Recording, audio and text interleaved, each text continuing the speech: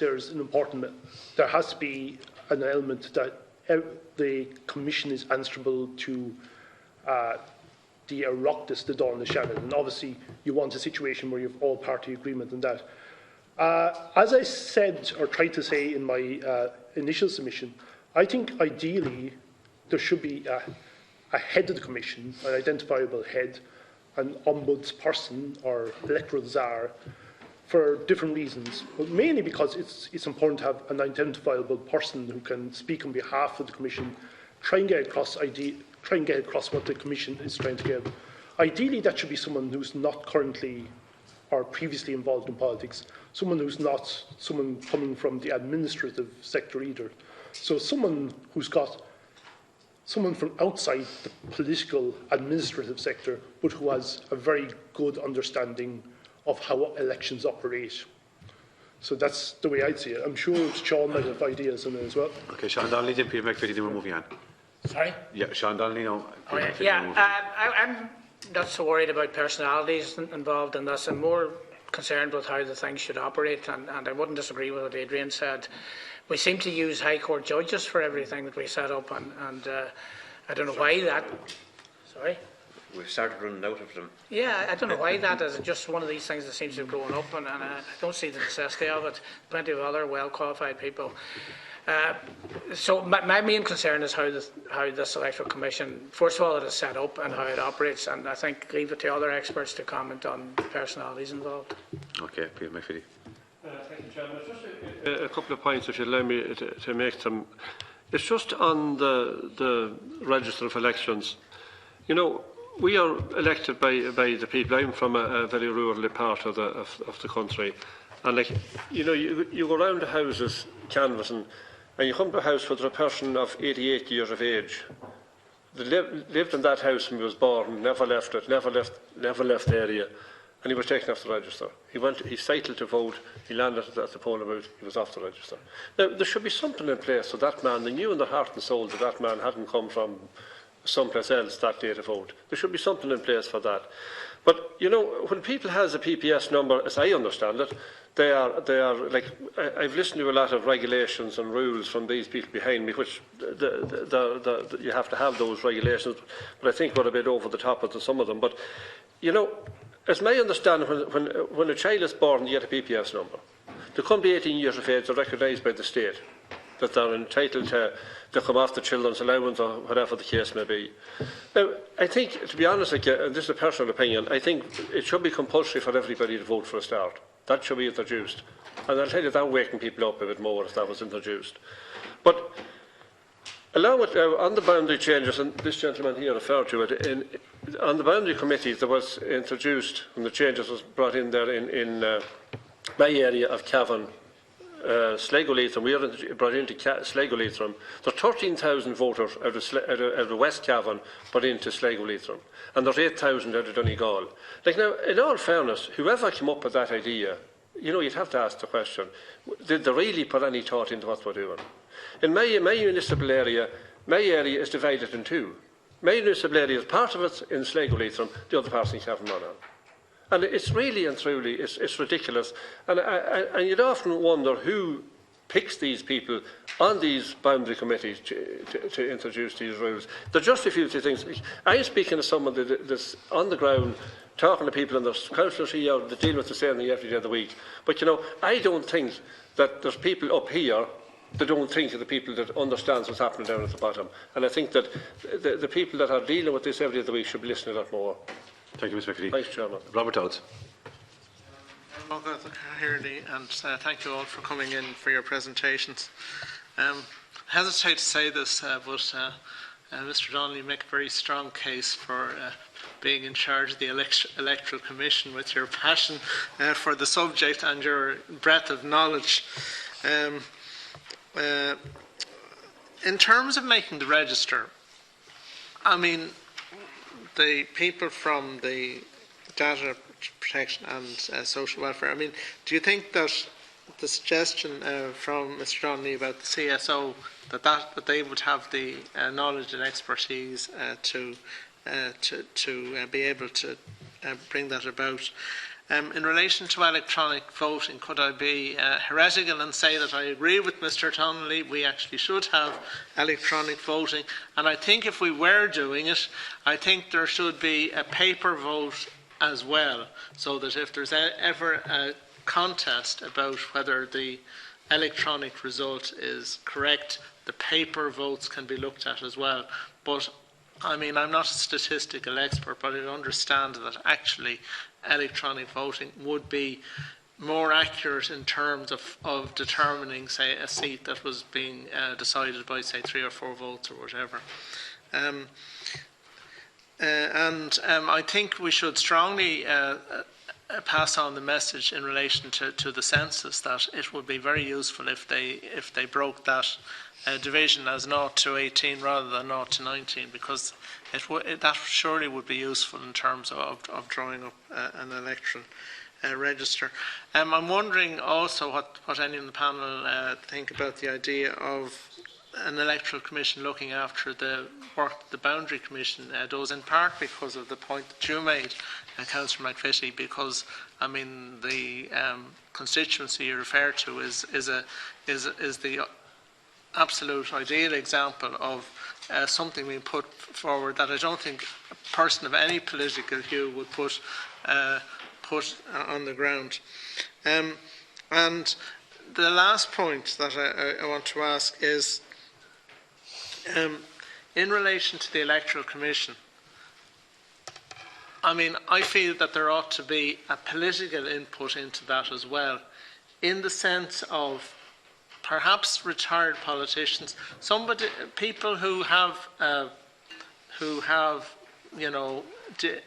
in-depth political knowledge and expertise, but who will act independently. And how could we best arrive at getting that without it being politically partisan? Thanks. Peter Jones. I'm going to take 2 others and group them, Senator Brennan and Senator Landy.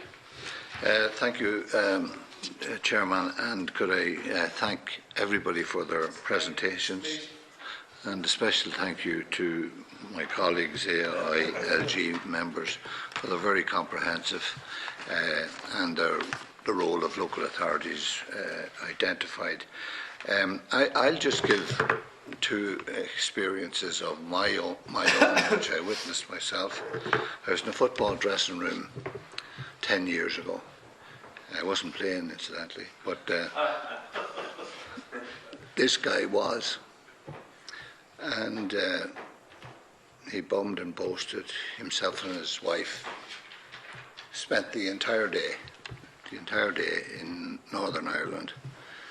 And he particularly said he voted 11 times.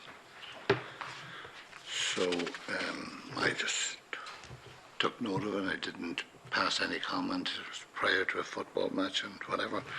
But the next local elections were in June 2009. And I was involved in the same elections myself. And I said, God, I'll do a check on my friend who had spent the day voting in Northern Ireland. And lo and behold, he was on the register 6 times in 6 different polling stations in the one county. So somebody said about councillors and having local knowledge, and this actually happened to myself. So I asked the rate collector, who was responsible for compiling the late additions to the register, was this a small man or a big man with curly hair? Asked the man. Anyway, he had 1 vote, but he was down to register. And incidentally, 2 of the polling stations, one was on one side of the road and the other was on the other. 2 of them. So he had, if you like, multiple registration. Now, I feel that it is a problem, Chairman. I feel that it is a problem and must be identified and must be ensured that it doesn't happen again. I believe it's happening.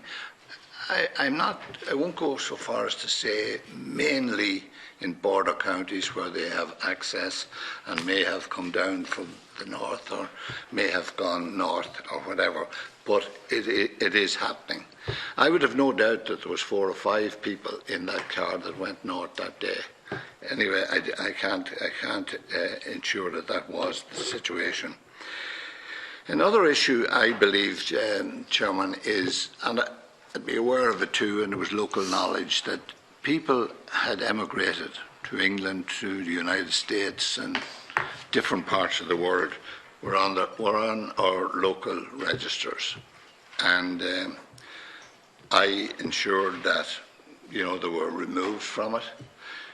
They were there in the event of an election taking place during the summer, or when they were back home for summer holidays or whatever, they would be there. But it doesn't give a true and accurate reflection of the percentage return if we don't keep our registers up to date.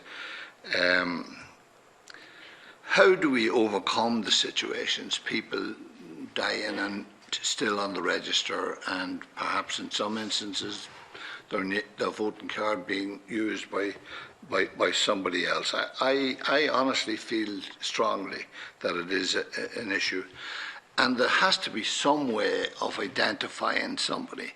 I was in a hotel one day in the west of Ireland. I took my wife with me for the day, and I came up for lunch. My wife asked me, "Who knew we were here today?" I said, "Who did you tell we were coming today?" Told nobody. "Well, there was a phone call for you here." I got no phone call, none. "Oh," she says, "you did, because I checked with the receptionist. Did Terry Brennan get a phone call?" And he did, he took the call. But there was another Terry Brennan, believe it or not, in the hotel the same day. So it happened ways. We must ensure that given the instance of identification, whether it's a PPS number, and Councillor McVitie mentioned the question of having a PPS number from your born. It doesn't apply, obviously, to people born in Northern Ireland and living in the south, and vice versa. Whether there is cooperation between north and south, and we can ensure that this doesn't happen. I believe it is and has happened and will happen in the future if we don't have, whether it's I think electronic voting, and you have a number 456 and you put in your number once and it registers. You can't go to some other polling station and put in you shouldn't be able to do it and put in your voting card number 456. Just different polling stations missed elections, and people who have missed elections. And there are records of people boasting, and did boast to me, that they have never voted and won't vote, but they're still on the register. I think there should be some way of removing people from the register if they don't vote in 2 successive elections. They should be removed. And somebody, I think it was yourself, Councillor McVitie, mentioned the question of compulsory voting. I think it's a great idea. People that they're killing one another in foreign lands and faraway places for the right to have the opportunity to have a say, and then relinquishing that responsibility by not exercising their democratic right. Thank you, Chairman. Thank you, Senator Brennan. Senator Landy. Chairman, thank you. I don't wish that you might lose your seat, Chairman, in the next general election by any means, but there's nobody more eminently qualified to head up the Boundary Commission or the Electoral Commission than yourself should that unfortunate situation happen. There's very few people, I would say, in this room, and many of them pride themselves on knowledge of elections and statistics, that could beat the Chairman. I've been in his company on many occasions. I think I may have actually lost money to you on one particular occasion, and maybe I never paid you, but in relation to actually recalling statistics of elections. So I just want to commend you on that as an aside. I wasn't able to be here for the earlier contributions. I was representing my electorate who are sitting here in front of me with a minister on a delegation. So I apologise for that. But I just want to make a number of points. And the first point is that I think this is our 4th or 5th day here now listening to submissions on the Electoral Commission. And the PPS issue has come up on every occasion. And I put a challenge down to the AILG. We had the CCMA in here. I think they have a new name now, but they were known as the City and County Managers Association. And I suppose the challenge is that, as I see it, it's within the ability now of the AILG and the CCMA, loaded with the knowledge that we've got and the information that has been imparted to us here earlier on about the availability of the PPS data to local authorities, to actually fix that issue once and for all. And I think it's a big challenge, but I lay it out here, and I'd like your response to that, because the Councillor McVitie's story that he told there about the 88-year-old, I had a similar situation of a 90-year-old in the 2011. He's since deceased. Knocked on his door to discover that he wasn't on the register. Lived in the same house for 49 years, a council tenant, never moved for 49 years, and his vote was taken off the register. That is appalling, but it comes down to people like ourselves in the system to solve it. So there is a solution to the issue, so I'd like your response on that. In relation to centralising the franchise and that, I totally disagree with that, I have to say, with respect to our eminent speaker here earlier on. We've seen too many things centralised in this country. And every single one of them, and I could name them, probably need 2 hands to name them, every one of them a mess has been made of them. The solution is not to centralise, the solution is to get to the nub of the problem. And the nub of the problem is nobody is grasping the problem in their hand and dealing with it. And that's what we need to see, and that's why I'm laying down the challenge. In relation to opinion polls, I am intrigued by them at times, and I do take a steer from the chairman because I've won a lot of money over the years in his predictions, and most particularly on the Shannon referendum. We lumped the money on, I don't mind saying it, when we saw the ridiculous opinion polls that were coming in based on the knocking of doors that I had done right throughout Tipperary for 2 or 3 months, and the opinion that we were getting from those who were committed to go out and vote, Adrian, yes. Not from the wake people who are saying at the door, get rid of the Senate. No, from the people who are actually saying, yes, we're going out to vote and we're voting no. So if you actually listen to what opinion polls do on your own patch, in your own area, that's the best opinion poll of the whole lot. I do get a bit annoyed as well when opinion polls are at a national level, are extrapolated down and results are given constituency by constituency basis, because every constituency, the situation and the local power bases, for example, for elected people are different in every constituency. Therefore, they should all be taken with a health warning. I don't agree that they should be banned, Sean, either a week beforehand or any time beforehand. I think they should be right up to the day of polling, because I do think they contribute, and I do accept what you're saying, that it did change and cause different results in elections to happen before polling day, which obviously they need to happen on that.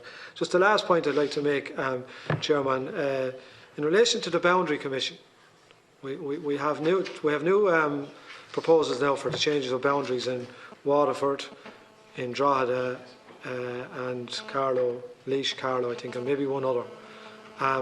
I will give you one guarantee, Councillor McVitie, that if you check up who made the changes of putting you into Leitrim and Donegal and all the other cracked ideas, there was no retired experienced politician on that Boundary Commission. And I disregard the comments that were made that politicians retired shouldn't be on any of these commissions, including the Electoral Commission, because I think nobody has more knowledge of the system than people who have practiced in the system, in some cases for 20 and 30 years, and have voluntarily retired. And their experience is just cast aside in favour of the retired judge, as Sean has said there earlier on. So they're just my few comments, Chairman. I'd like a response on the various issues that I have raised. Okay, thank you, Senator. What I'm going to do for the purpose of time is carry on with the others who have indicated, because there are only 2 left, and then go to the panel and then conclude on that. So, Deputy Coppinger, you're next.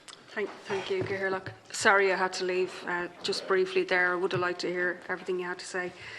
I just want to raise a few issues. I think there has been a big concentration on the register, because just speaking from my own constituency, unlike some of the previous speakers who seem concerned that people have 9 votes, I'm trying to get votes for the people I represent, because 1 in 4 of my constituency is from outside Ireland. in Dublin West. But also there's the whole issue of, which we saw in the recent referendum, which people didn't have to be persuaded, young people, to vote when they had something to vote for that they cared about, by the way. But a whole lot of European people who are married to Irish people, who are living here for a long time, had no vote in that and would have liked to have a vote and should have a vote. I'm more concerned about that than I am about the citizens abroad, for example.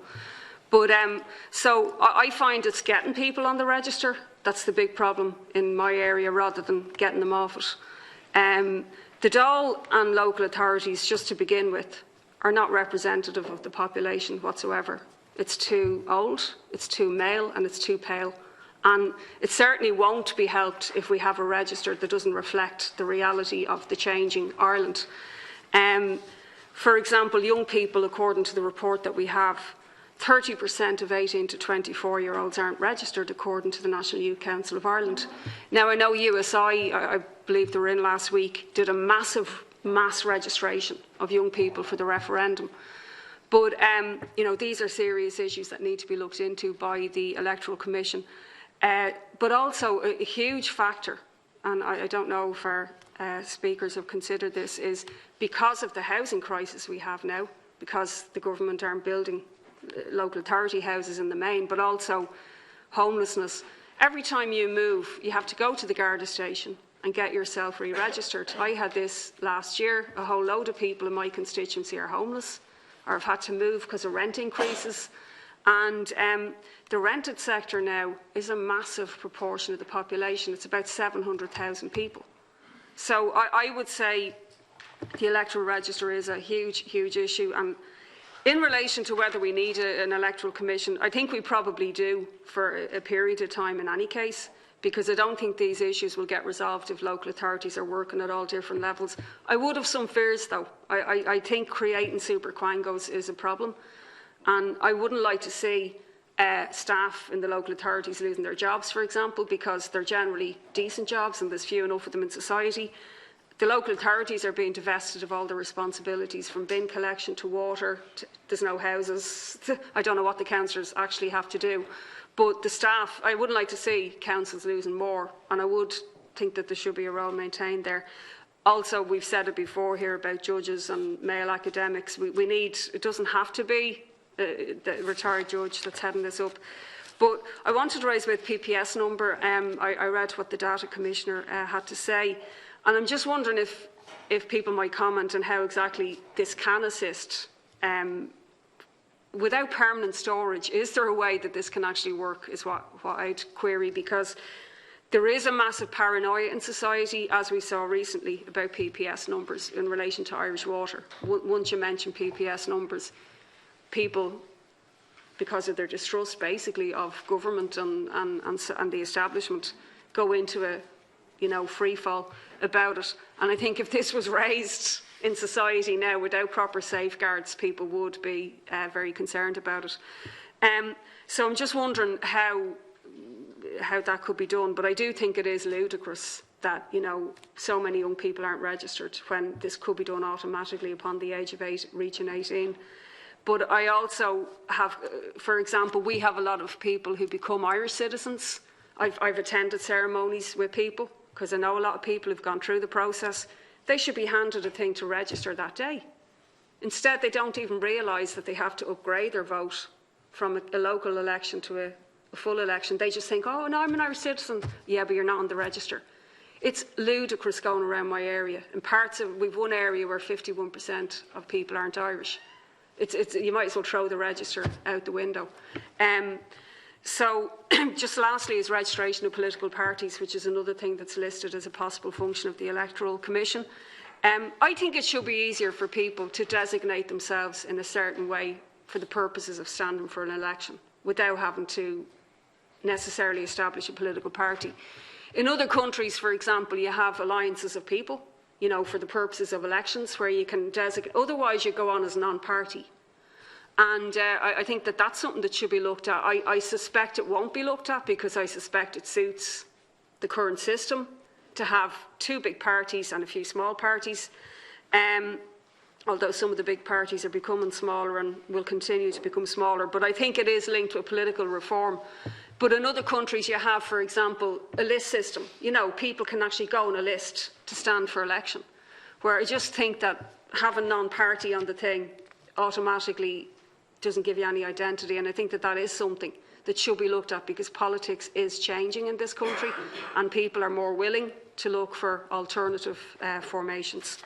And yeah, thank you. Deputy Coppinger. Senator Keane, a couple of questions. Thank you very much, and I want to apologise. I had to leave earlier to go to the Shannon, and we've had a few days now on this, but I think today we have an awful lot of experts in who are for years dealing with the electoral organisation, and when I look at Adrian Kavanagh there and Sean Donnelly and what they have done pro rata and free for the state, basically what you could say that the state should be doing in central registration, central data collection, computer organisation, actually anything that's needed to be known, where do they go to? They don't go to an organ or body of the state, they go to either Sean Donnelly or Adrian Kavanagh for central analysis. That is a job that obviously, I'm not saying do you out of a job, but should be incorporated into the Electoral Commission, because there's a body of knowledge there with Sean Donnelly going back to 1991 and the first book that he produced, and so you don't throw out the baby with the bathwater. That's one thing I would say in setting up. I'm all for setting up an Electoral Commission, but you do have to take note of what's there.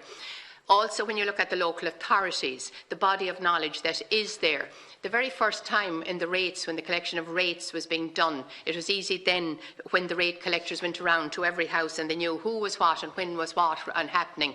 As well as that, there is a body of knowledge with local councillors on the ground.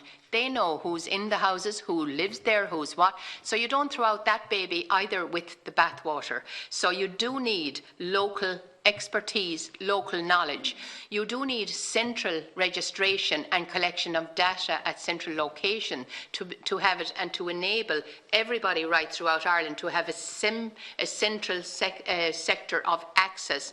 I saw in Sean Donnelly's submission that when you went looking for information, you had to go to every single local authority, and they all had different answers, and eventually you had to put it in writing and, you know, give reasons why you wanted it. You know, in Electoral Commission, if local authorities have the information, but each has it in its own database, but to centralise it for people who want to do central data recognition, that is so important, and that's why the Electoral Commission can do with that.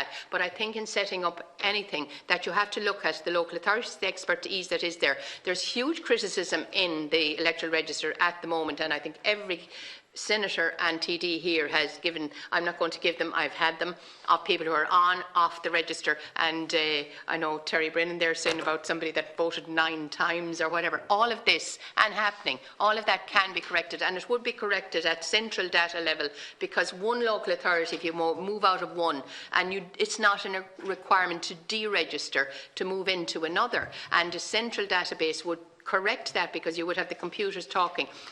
And a good point that, again, and I'm sorry for concentrating on Sean Donnelly because he has so much expertise over, but one point that was made in that submission as well was that, you know, with computers nowadays, it wasn't the voting, computer voting that was wrong. It was the actual process of counting, or, you know, the actual process of, you know, there was nothing wrong with the actual system of voting in centralised voting and electronic voting. The others, and you did make the point, if that was done centrally, it wouldn't have happened, because they were all doing their own thing at a particular time. The thing, it's not perfect either, having just manual correcting or manual voting, or everything manual isn't, and that everything IT is wrong. I think IT is absolutely brilliant for this type of thing, because it does do what a manual, and again, Sean Donnelly said that he had never seen a recount come up with the same count twice. So I think if we keep that in mind, we won't be frightened off from doing things electronically. We shouldn't be afraid, just because it has failed of us, and indeed there was a bit of a political football made of it in the past. We shouldn't be afraid. I was here for Helen, the Commissioner's presentation on the PPS number, and I can see why people would be afraid of using and having, you know, PPS numbers. Have a central recognition body, because we don't, any European country that that has electronic voting, or if we go down that route, it does have an identifier, a central identifier. We don't have it in Ireland, and it's only in the last couple of years that we have all of the departments here, indeed, talking to one another on computers that you can do that. And what I would say as well, one of the recommendations there, and I don't know whose it was it Whelan, I can't remember whose it was, that they said contract out something to the Central Statistics Office, and it was on, I think it was again on the registration of electors or whatever. But I would ask, why are you setting up a body if you're going to contract it out again? You know, it's sort of passing it on. I would say use the knowledge that's there, use the knowledge and the expertise that are in local councils, collate that, and it's possible to do it now. You couldn't do it long ago without computers. You can do it now. And again, you don't have the floppy disk situation that you went around and transferred information every 4 hours onto disks. They talk to one another automatically now. So it isn't a fact that you have to say, I'm getting rid of the local authorities doing it because I'm taking over it. You can do it better by ensuring that all work together to do it and do it properly, because there are problems there. And the last day when I was here, they were criticising about councils don't go around visiting. As it happened last week, I had a visit from South Dublin County Council. I live here in Dublin, and they visited my door saying how many live in this house. So they were doing a check, and councils do it. But again, I do think, you know, we had too many experiences of people being crossed off the register for no reason, you know, if they didn't return the form or whatever. I've heard many senators and TDs talk about that as well. I won't go, and I'm sorry I wasn't here from all the presentation. I want to thank the people who have done what we should be doing for years nationally, and I am sorry I had to miss your contribution, but I have it online anyway, and I have Liam Kenny's as well there. Thank you. Thank you, Senator Keane. Yeah. Senator Keane, the book you referred to in 1981, what was it called? Pole Position, was it? Correct. Deputy Mulheron, just test your knowledge. Deputy Mulheron, you're the last question. You might just keep them to questions, because we're going to go to the panelists for some brief closing remarks. I will. Just a couple of comments. I know there's a lot of emphasis on the electoral register, because that's the empowering point at which you can participate by your vote in democracy. But I think we also have to look at the fact that we're never going to have the optimum position, which is that everybody that should be on will be on. I think there's two parts to it. One is trying to get people on, which has been debated. But the other part is, yes, as Councillor McVitie said there, you will come across occasions where people are removed that have been on a register for 40, 45 years. Now, I feel that there should be accountability on that, like there is in everything else. We're all sitting here recounting such stories. Like, there should be a paper trail to say why somebody is removed. Now, I know that the county registrar has a court and so on, and you know, people can be notified by virtue of deaths and that, but obviously if the person's looking to vote, it's not a death we're talking about.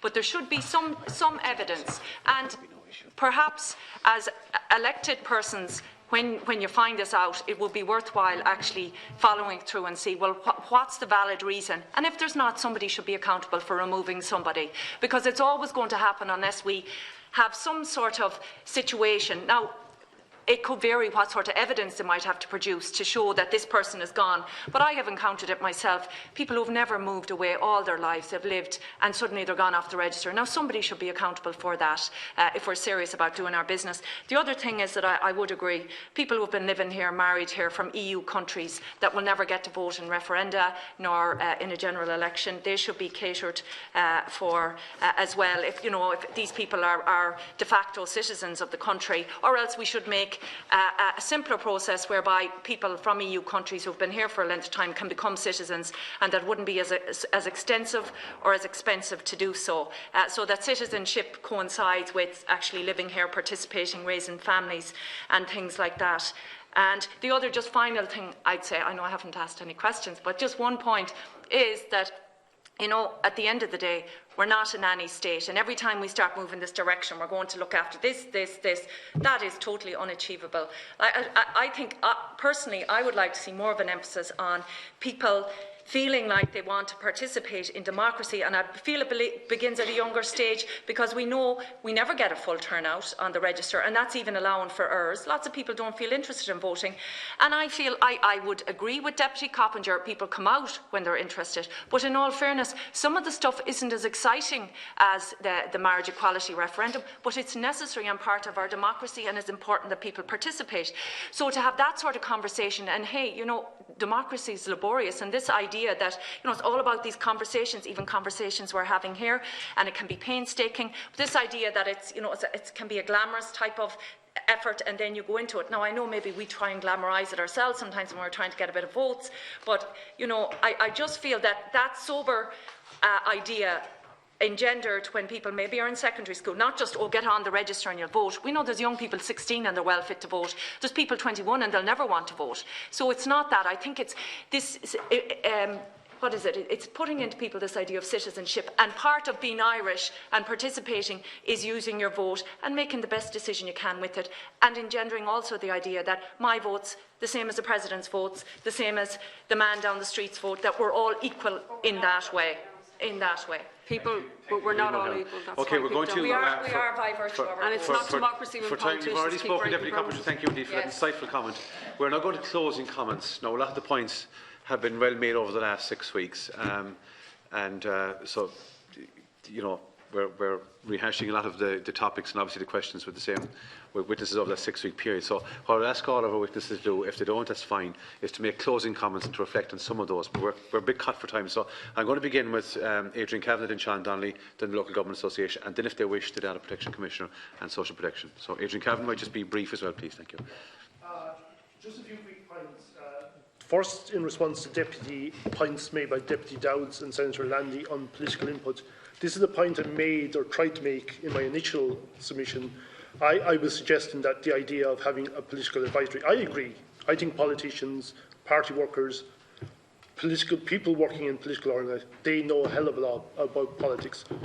They know aspects of politics that academics haven't a clue about. So you do need expertise. My suggestion, as I was trying to make in my submission, is that the best way to do that, I think, would be to have an advisory committee made up of former politicians, current TDs, councillors, senators, maybe members of party headquarters, and party workers. So a good mix representing all parties, all groupings, all alliances, gender-based, gender-balanced, age-balanced, and area-balanced. So that would be my argument on that. On the register, I think generally my sense is perhaps the PPSN number is the best way to go about it. I think, looking at what they do in the UK, there is scope in terms of online registration to use that, not just to register people, but to facilitate people who are moving house. So I think the PPS and the use of online registration, and you may need to centralise that. That's a good way. The air codes actually perhaps could even help things even more, because now you can actually type in your name, PPS number, the air code, and that will tell you immediately what polling district, you should be in and what county. And I think that could help rationalise. But you do need the local council. You do need the locally based. You need to avoid, as a number of people refer to, as Deputy Mulhern, for instance, referred to, you do need to avoid cases where people are accidentally removed from the register. And that can happen where people get into moral panics, oh, the register's a mess, we need to clean it up. And as we've seen in the past, you can get a lot of people, usually older people, getting taken off the register because they didn't fill in forms, or they weren't able to go on to check the register.ie to make sure they were there. Now, in relation to other registration issues, a few other points. Just in reference to Deputy Coppinger, she made a good point about not having a committee made up of male judges, male academics. I'd argue that you can get some very good female academics who would be excellent members of a commission. Theresa Reesy was speaking here, and there's a few others. So definitely, but that's the point, gender-based. But the idea that every commission has to be a High Court judge, it has to be such and such a person, I think that needs to be moved away from. I think you do need expertise, but you need to get in other voices as well. So I'd agree on that. The idea of removing people from the register if they don't vote for 2 elections, no, that's bad. I think that's bad politics. I think that the danger with that is basically you mightn't have much people left on the register after a while, but who gets removed? Younger voters, usually people from low turnout, usually disadvantaged areas. So I don't like that idea. I get the points about compulsory voting.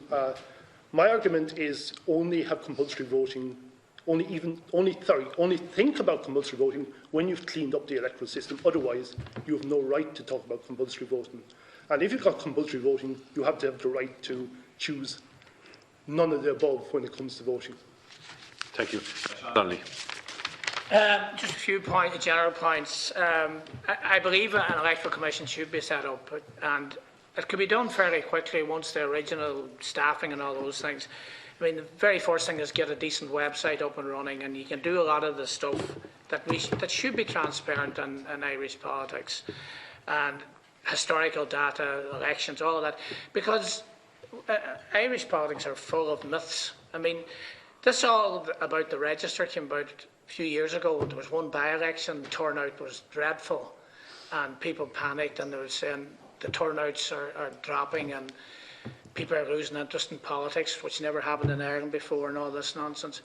And the obvious thing was that the electoral register was getting out of control.